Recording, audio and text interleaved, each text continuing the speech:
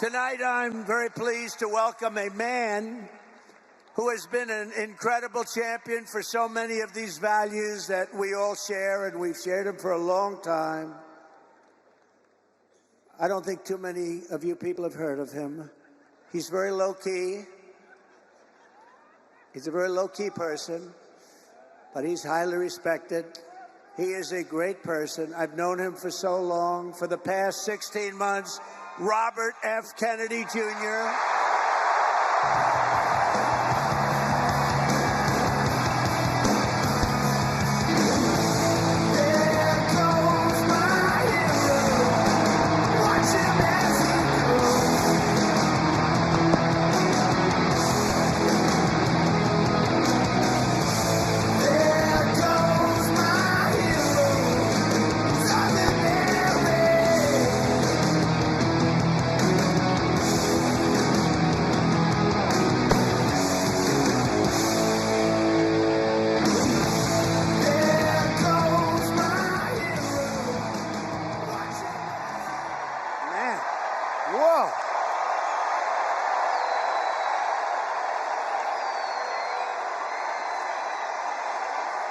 And he deserves it. He deserves it.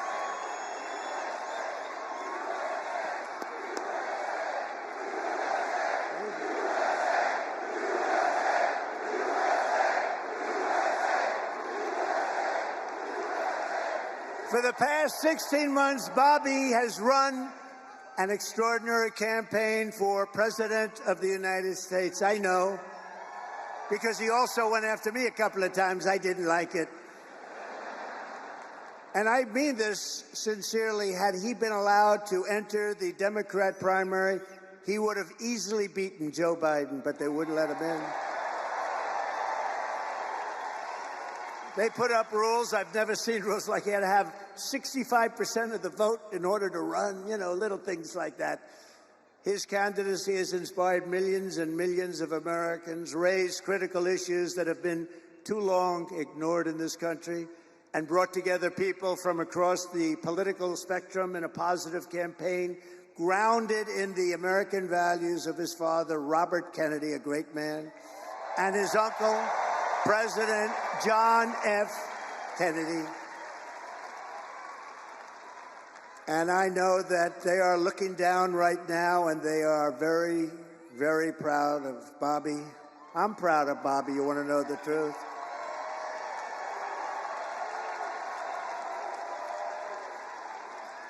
And I don't think I've ever introduced anyone that got applause like he just got. I must tell you, I don't think it's true. I don't think I've ever introduced anybody that got applause like that.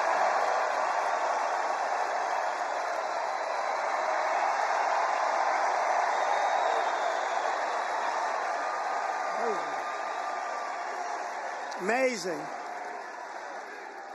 It's true.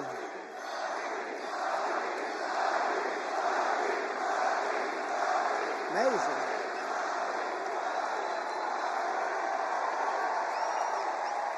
Soon after I can't even believe I have to say this, nearly assassinated in Pennsylvania last month, Bobby called me to express his best wishes. He knows firsthand the risks incurred by leaders who stand up to the corrupt political establishment. When you stand up, you bring on some trouble for yourself, but you have to do what's right. You have to do what's right for the country. I will tell you, we are both in this to do what's right for the country. That's one thing I can tell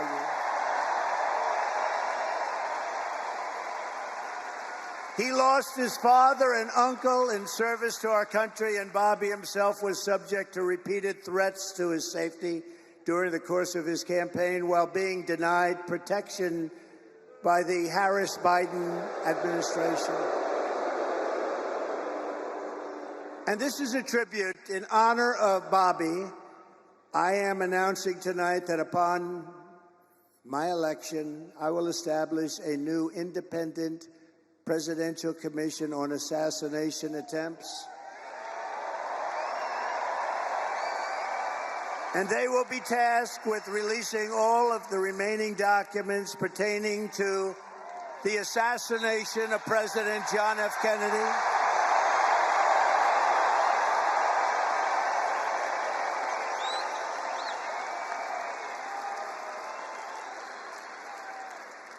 and they will also conduct a rigorous review of the attack last month.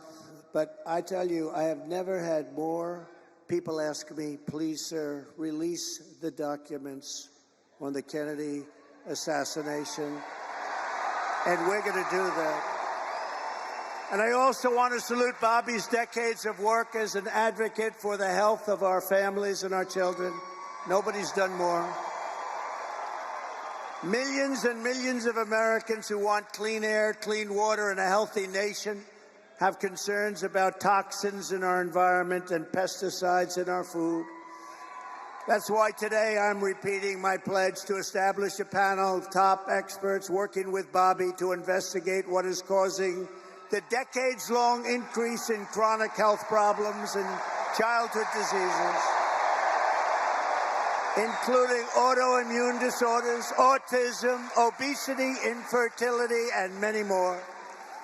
We want every child in America to grow up and to live a long and healthy life. So I just want to ask Bobby to speak for a little while. I'll stand aside. I'm going to stand aside.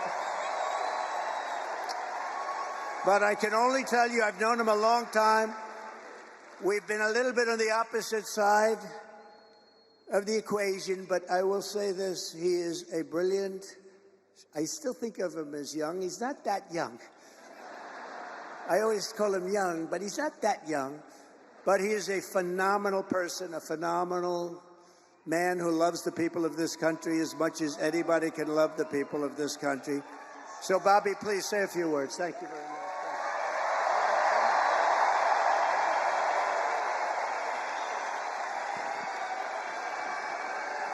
Thank you. Thank you, President Trump.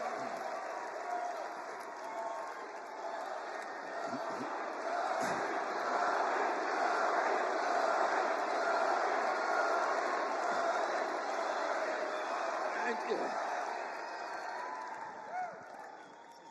A few hours after the assassination attempt at Butler, I got a call from a safe food advocate named Kelly Means, who's been fighting for many years to try to end the corruption at CDC and FDA and USDA.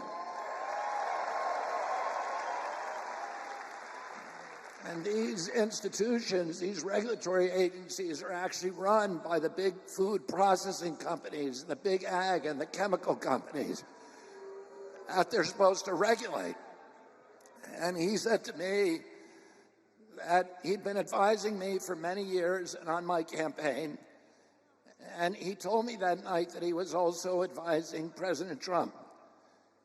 And he asked if I would talk to President Trump. And I said, of course. And about a few minutes later, I got a call from the president. And we talked. We had a very good talk. And then he invited me to come see him the next day. And I went to Minneapolis and saw him. We met again a couple of weeks later in Florida. And we talked about, not about the things that separate us because we don't agree on everything, but on the values and the issues that bind us together. And one of the issues that he talked about was having safe food and ending the chronic disease epidemic.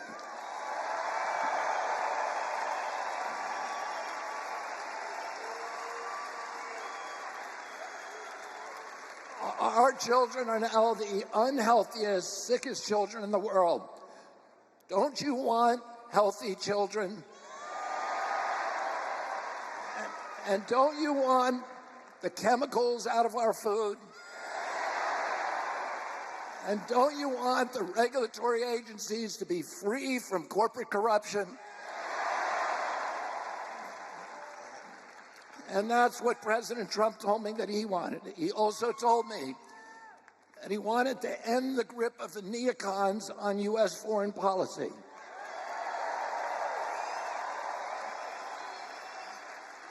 He said he didn't want any more $200 billion wars in Ukraine, that we could use that money back here in the United States.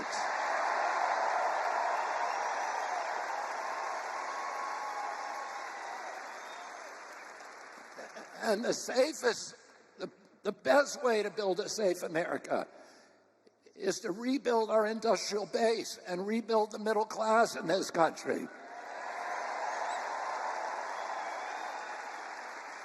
And don't you want a president who's going to get us out of the wars and who's going to rebuild the middle class in this country?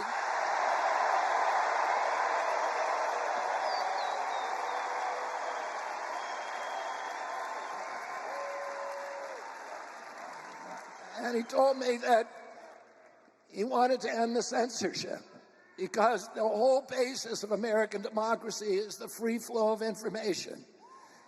And we know that a government that can silence its opponents has license for any kind of atrocity. And can you think of any time that you can look back in history and say that the people who were censoring were the good guys? They're always the bad guys, because it's always the first step down that slippery slope to totalitarianism.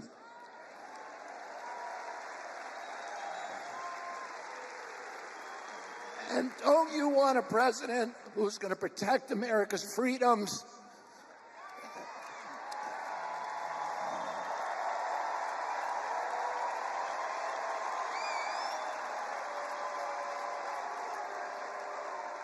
And who is going to protect us against totalitarianism?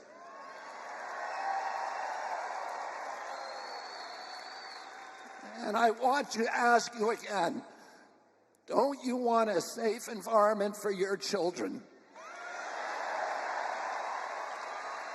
Don't you want to know that the food that you're feeding them is not filled with chemicals that are going to give them cancer and chronic disease?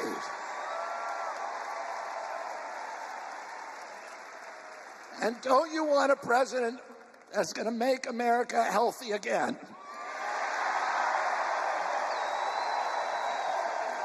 Thank you all very, very much, and God bless you, and God bless America.